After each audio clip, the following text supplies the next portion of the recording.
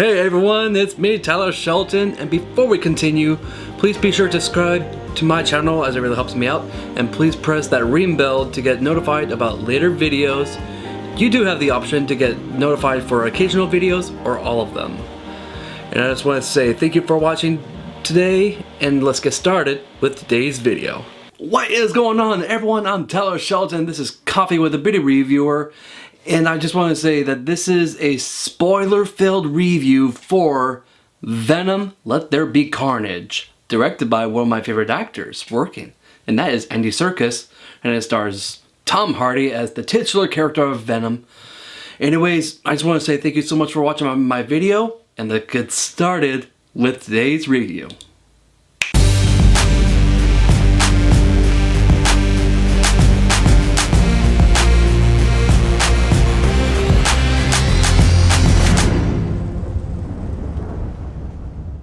So with this movie, this one is a sequel to the previous 2018 film Venom, and it stars Tom Hardy as the titular character of Venom. He does both the motion capture and the voiceover of Venom, so you got that going on for you. But anyways, like, the best way I can describe this film is that it felt like it was just a little skosh better than the first one, only for a couple reasons. Is that it was a little bit shorter, which I think it kind of helped benefit from the movie, because with a simple story like that they did with this one, it was very straight to the point. It was just all about a fight between Carnage and Venom. That's all it is. And they definitely gave you what you wanted. We wanted a full-on display of Carnage, as this is the very first time that we get to see that evil symbiote Carnage for the first time in live action. And without a doubt, I absolutely just loved the casting of this character, Woody Harrelson, and it really felt like I was going back in time where I was watching Natural Born Killers Woody Harrelson, because without a doubt, he nailed the character of Cletus Cassidy, and he did such an incredible job just bringing out the whole Carnage personality. But it does come with a few things that felt a little bit not so within the character of Carnage. For one thing, is that he's somehow in love with Shriek. I mean, in the comic books, they actually do have a thing, but just the way that they were doing this movie, it felt like this whole subplot about him wanting to marry this girl that he met, and she has superpowers, and it's just kind of like, it felt like it was latched on at the last minute. I felt like that they didn't need to do that. But I mean, without a doubt, I thought Naomi Harris did a great job as Shriek, and there was something of a subplot with her where she loses an eye because of a security officer. He then becomes a sheriff, and so like there's kind of like that subplot that goes along with the movie, and you know what? It kind of works within the whole story, but so like I said before, is that with this movie, it just felt a little bit scatterbrained. That is kind of like the negative of this movie, but without a doubt, like, the real positives is Woody Harrelson and Tom Hardy, because they stole the show. But within this movie, it definitely felt a little bit self-contained, which is a good thing, because in recent years, it feels like that it's all about building a universe. But I mean, they definitely did that within this movie, but they did it kind of closer to the very end of it, so it felt very self-contained, and it felt like that they were just trying to stick with the whole thing of what made the first Venom so good, and they just brought it in full throttle into this one, which is Tom Hardy, because he was the driving force from the first one, and they brought that up to here. When it comes to just kind of like the banter between him and Venom, I thought it was fantastic. They did a really good job of just kind of like showcasing some personal growth, not just for Eddie Brock, but for also Venom, because it felt like that they were kind of like this nagging couple. They were just going like, it happened because of you, and it became kind of like this whole fight about like their own personal gains between each other. But you know what? Without a doubt, I mean, this movie did feel like it was like almost, it definitely felt like it was almost like every other superhero movie out there. I mean, sometimes that can be a bad thing or it could be a good thing. It's just really based on execution. I mean, yeah, it does sound like that saying a lot of negative things about this movie, but without a doubt, I enjoyed the movie for what it was, because the way I can put it, this is a movie that is more about shutting your brain off, having some popcorn, and just enjoy the movie for what it is. Because for what it is, it's self-contained. It doesn't rely so heavily on trying to like shoehorn it into like a multiverse or anything. But we will talk about that in a second. But it definitely felt like that it was just a fluid story. It was very fast-paced. It did not stop at all, which I think that is like another good thing that came out of this, is that since it was a shorter film, they were able just to jump from scene to scene to scene. So like, I just really liked it that it just kept me going. It just made me go. It made me had to pay attention, and sometimes that's very hard to do within a movie, but they somehow did it.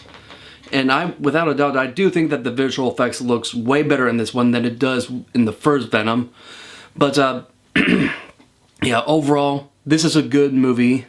But within the climactic battle between Carnage and Venom, the fight was actually really cool. Like, the climactic battle, it was really cool. It was set in a church, and there's actually some references to previous comic books. I mean, like, Venom is actually the birth from a church in the comic books, because at a church, Peter Parker had to go up at the tower where the bell is, and he actually used the bell because bells is sound, and so like the symbiotes are weak to fire and sound. So the thing is that I just really like just the reference of like Spider-Man. I mean, it's not really connected to Spider-Man, but it's definitely connected to kind of like the lore of Venom. And I think that was a nice addition. And there were some throwbacks and some old jokes that we all would expect for a movie like this. But you know what? One of my last gripes about this movie is that as much as I loved Carnage in this movie, especially Woody Harrelson, the only issue I had with Carnage is that he sounded too much like Venom. He just had this deep voice, but when you think of Carnage, especially the fact that we already got a lot of animated stuff that has Carnage in it, he usually has more kind of like this high-pitched, shivering voice, but he doesn't have that. It's just more kind of like so low, and I'm like, that's not the voice of Carnage. But either way, like I said before, Woody Harrelson fantastic, Tom Hardy fantastic, and I was a little bit disappointed in Michelle Williams because what they gave her, I think the execution could have been better, but it definitely felt like that her as a character, it felt like that she was kind of shoehorned into this just for the sake of having some sort of like a love interest thing still going on and to have some jokes in it.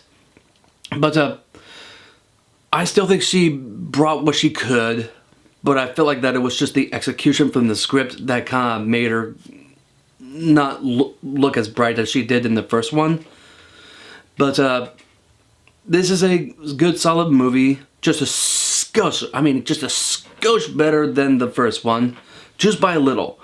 But my ranking for this movie is a 7, and that's it. And I would have to give the first Venom probably like a 6.5 to a 7, like that close.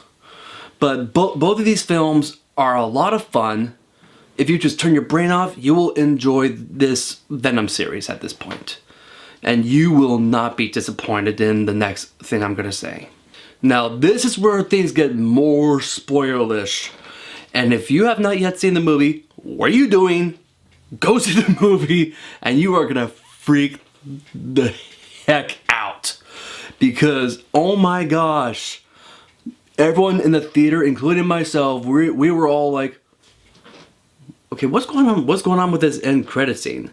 Yeah, this is the end credit scene in this movie, and oh my gosh, like, you see Tom Hardy just sitting on a bed, and Venom, he's all like, I have other powers. And so I'm gonna show you what else I can show you. And then all of a sudden, just right at the time when he was supposed to show Eddie what other powers Venom has, you just see this ripple in the screen that is kind of going like, but then all of a sudden he's in a different room and you hear nothing but J.K. Simmons. Oh my gosh, as J. Jonah Jameson, and I'm like,